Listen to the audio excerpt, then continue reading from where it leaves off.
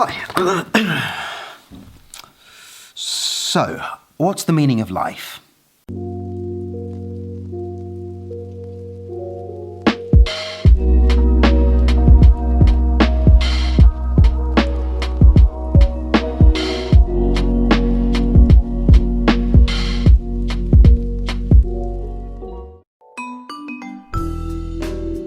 Today I want to talk about something that I personally find terrifying: interviews and assessment centres.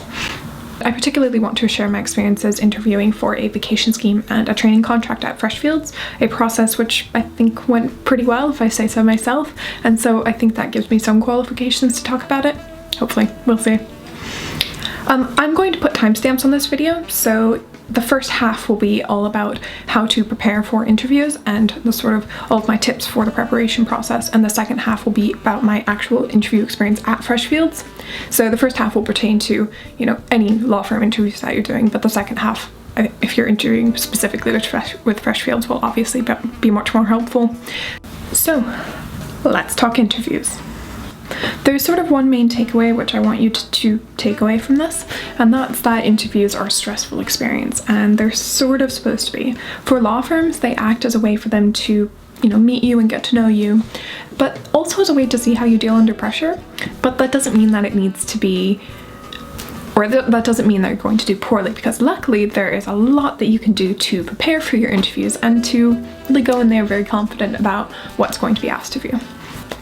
But also, if you go in there and make a complete utter fool of yourself, that's fine. Honestly, it's not the end of the world. There will always be more applications, more interviews, more rounds to go through of the application process to go through. So don't worry too much. Don't put so much pressure on, each interview. And secondly, I am mostly going to talk about interview preparation, because frankly, on the day, it's all about the preparation. There's not much you can do on the day to really change it. So preparation is the key. But Melissa, how on earth do you prepare? Well, keep watching and maybe you'll find out. But Melissa. So I think there's sort of three main sections to interview preparation. First of all, researching the firm. Second of all, researching the interview. And third of all, prepping your questions. So as far as researching the firm, usually a good place to start is overviews. So places like Legal Cheek, Chamber Students, even Wikipedia can give a really good overview of the firm itself. And the things that you want to draw from this are information like the firm's history, when it was founded, what's its scale now, and the sort of practice areas, both the major practice areas and the sort of niche areas that not a lot of firms cater to. And then you're going to want to go more in depth with your research. There's sort of two aspects of the firm which you want to get a really good hold on. That's the business side and the culture side. On the business side, you're going to want to know, what is the firm's position in the market? Is it a Magic Circle or a Silver Circle firm? Is it a competitor of those firms? Is it a smaller, more regionally focused firm? Or is it very international? What are the firm's aspirations? So a good place to look for this are the annual reports, business reports, etc., either available on the website or just by putting in the firm's title and that keyword on Google.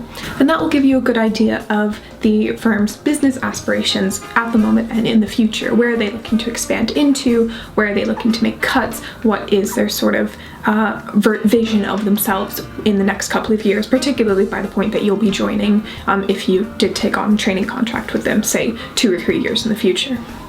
Another important part of this is how do they get and keep trainees. Trainees are, it's a very competitive market, of course, because there's a lot of trainees but also a lot of positions available, and so what special perks or bonuses do they use to attract people to the firm? Is it the work style, the design of the training contract, the pay? What is it about the training that sets them apart? And this is an area where commercial awareness will be very useful. That's sort of a whole topic in and of itself that I feel is beyond the scope of this.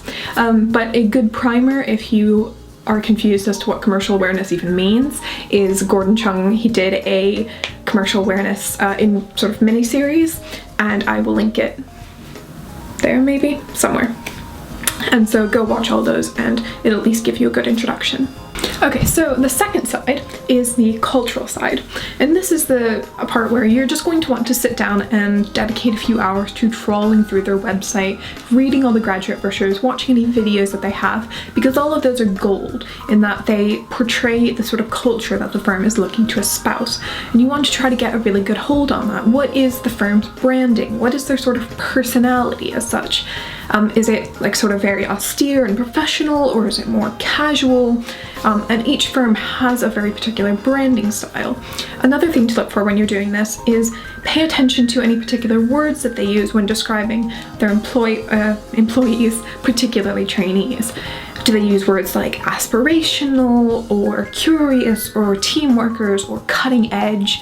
All of those give to mind a very particular type of person, and you can sort of use that idea to sort of shape your answers and sort of make yourself into the type of person that would fit in well there. And social media is of course a very good tool for this as well. Just go through the firm social media, the graduate recruitment center social media, and particularly keep an eye out for any tips or events that they may have, because those of course will be very helpful for you. And then the last part of your research is just going to be keep an eye on the news. So this is as simple as typing in the firm name and clicking on Google News and just see what comes up. It could be really big cases, it could be sort of like scandals or just news stories about the firm itself.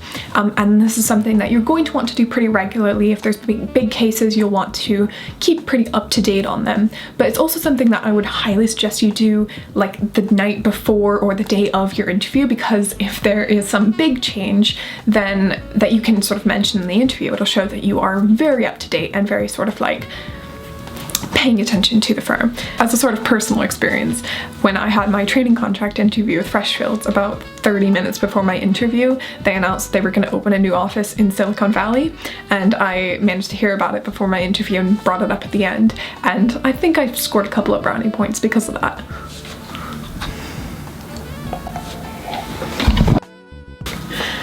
The second part is researching the interview itself, and I personally find this very helpful. Just essentially Google firm name and vacation scheme or training contract interview, and you'll probably find Student Room or Glassdoors or any of these websites where people will be sharing their experiences of the interview process itself.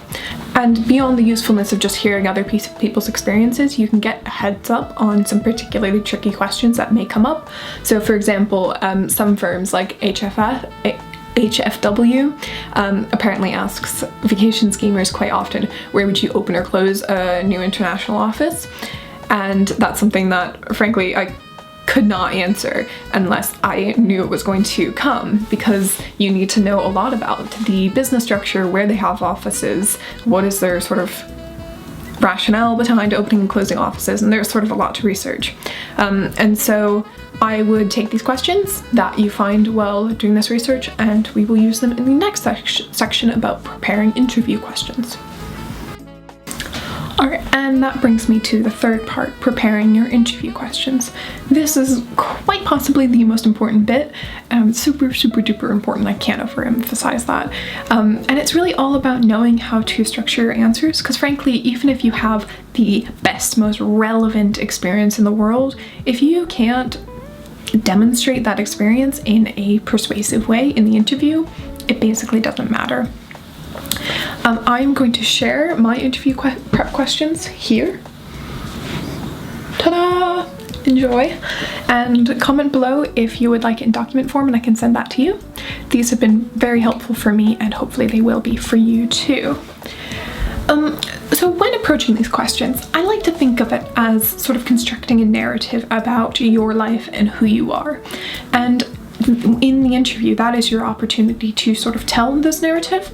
And as you're telling the story, you want to use the questions to sort of draw out certain themes that you think are really essential to who you are. It might be a theme of adaptability or organization or just drive to always be trying to achieve new things. And that is what you want to try to get across in the interview. You don't need to have these answers memorized by heart. In fact, I actively discourage you from doing that because it will come across quite robotic and inauthentic, which is not attractive.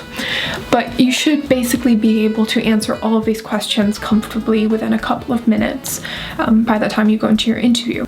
And you should have a really good grasp on the examples that you're going to use, particularly for the strength and competency-based questions, so that you can sort of remember all the details about them and what key skills they demonstrate off the top of your head. The rationale behind this is that when any of these questions come up in the interview, it won't be an issue for you. You'll immediately know what example you're going to use, how you're going to structure your answer, and it's just a matter of giving it. And then when you're asked questions that you don't know, you already have that sort of repertoire of examples in your head that you can quite easily go through and think, oh yeah, that applies, and use that. And you'll also already be very comfortable with structuring your answers in the proper way so that you can sort of give that answer that you haven't rehearsed, but you're still quite comfortable with the structure of it, essentially. But how do you structure your answers? Very good question, scared Melissa. Fear not, for STAR is here. Who is that, you say? Well, it stands for Situation, Task, Action, Result. And that is the best way to structure most of your answers. And as the acronym explains, situation, briefly describe the situation that you are going to use. Task, what was the problem that you had to solve? Action, what action did you take to solve that problem? And result, did it work? Did it not work? Why? And I'm going to add a last little asterisk at the end. Why is this important to the firm? That's something I always like to go through when I finish my answers and just think, why am I saying this? Why is it important to them? And just sort of summarize, like, this skill that I demonstrated, the skill of organization, has been really useful in a lot of other areas of my life, like university, and will continue to be useful while working in a law firm as a trainee or something along those lines. You're gonna want to have a seat. Why law? Why this area of law? Why this firm? And those are, hold on. And those are the big three. Those are the questions that you can guarantee you will be asked at any legally oriented interview you ever do, basically. At least as a student. And they are questions that I think you are going to want to have a seat and just take some time to think about and try to think about what is your actual reasoning behind making these life choices. And so you're going to want to have that answer, whatever it is, very well rehearsed, not memorized, but rehearsed. And your answers don't need to be blindingly genuine. Blindingly original. They should be blindingly genuine. They do need to be authentic and genuine. And really avoid using sort of cliches or overused phraseologies, and just be really honest about whatever the motivation is. For the first two questions, that could be anything from the career opportunities that it offers to the type of work that you saw a friend or a family member or a neighbor do. It could be the collaborative work style that particular law firms or the solicitors especially work in, or it could be the chance to work with particular clients or particular client types, or it could be, a million and one other answers. For the third question, that could, again, be a million and one things. Could be their culture, it could be their work, could be the departments that they focus in, could be the location, specialty, the design of the training contract, the client list, pro bono work, corporate social responsibility. A whole bunch of different things can set these particular firms apart to you. Okay. I'm going to use some personal experience to sort of explain this, I suppose. I know one future city lawyer who met his current firm while they did pro bono work at his university, and he explained in the interview that was when he sort of first met the firm, and that what really made them stand out was the pro bono work they did, which of course a lot of firms do, but at this particular firm was sort of very important to them, very important to the business, and he explained that to him it just spoke a lot about the firm's culture, and that made them stand out. Whereas in my case, by the end of the vacation scheme that I did with Freshfields, I had such a long list of things that I personally felt set them aside, and everything from like their approach to technology to just how friendly everyone that I had met was. And I explained in my interview that like a lot of firms have one or two things that are on this list, but the fact that all of these things are, I see all of these things at one firm, really makes Freshfields stand out to me. Not to repeat my own interview to the camera or anything. Alright, so I just want to go through a couple of last tips. I'm gonna put them here because we haven't written anything for a while. First of all, don't be afraid to take time. And that, whether that's going to the bathroom before your interview and just like standing in the mirror to give yourself a prep talk. I did that and I had sweat stains like down here under my blazer. It was horrible. Or in the actual interview, don't be afraid to just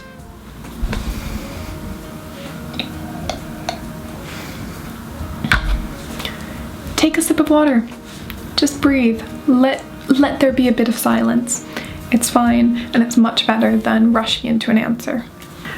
Okay, so this next tip is from an actual city employee, so, straight from the horse's mouth and all that.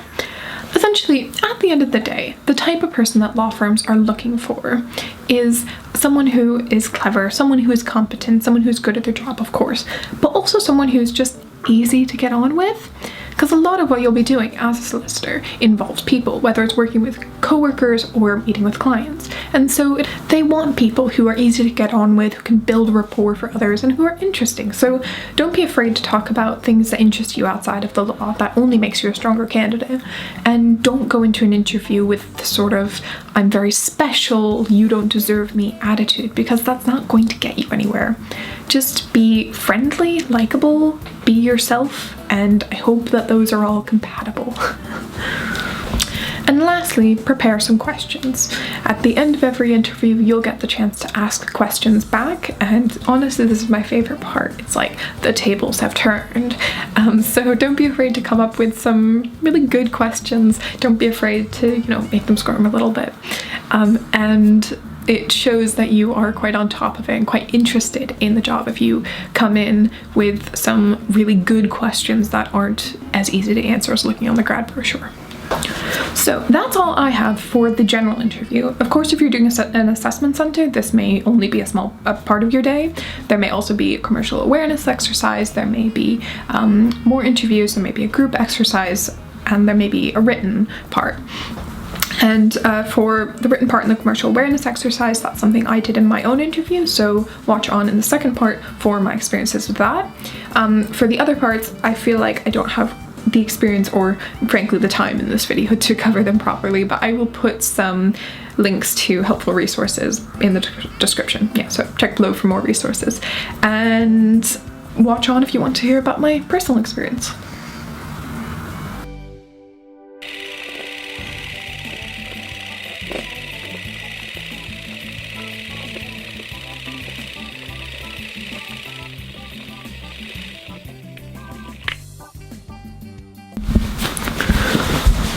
Alright, so welcome to part 2. In this part, I'm just going to talk about my interview experiences. So I did a vacation scheme interview with Freshfields in like February, got a summer vacation scheme, and then COVID hit and it was all put online. So then I had the vacation scheme, it was about a week and a half online, and then I had a online training contract interview at the end. So I'm going to mostly talk about my vacation scheme interview because I think that's more relevant, because it was a whole sort of assessment center experience, and it was definitely much more of a learning experience for me than the training contract interview, because a lot of that was quite similar.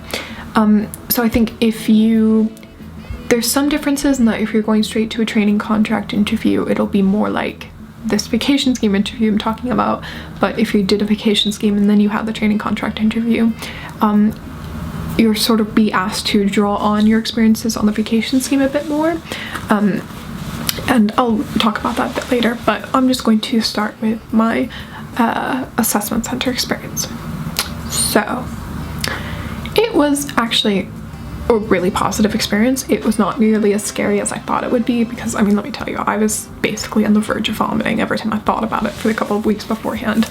But once I actually got in the building, it was fine. Everyone was really friendly. I got to talk to a lot of the other interviewees who were there, and within the interview themselves, everyone was very sort of conversational and casual, which was nice.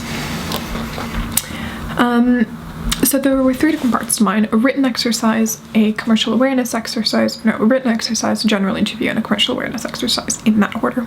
And I will go through them in that order, and I'll give you a couple of do's and don'ts based on what I did. So as far as the written exercise, honestly, I found it really easy. I edit student papers in my spare time, and it was sort of similar. Mine was sort of an email chain that you had to edit and then match like some requests that certain people had made of like what to write or information to include or who to send it to, and just make sure that like everything in the email that you were going to send was in order according to what people had told you to do. My camera's about to die. And then there was a small part at the end to write my own email, but that was really straightforward. So do read very carefully, take your time, and look at every part of the page, including like the headers, footers, everything. And don't overthink it, because it is just basically to see that you have good grammar and spelling and sort of a sharp eye for detail. And as long as you take your time to pay attention to all those parts, it's not like, don't overthink it. It's pretty straightforward, at least in my case it was. The next part was the general interview.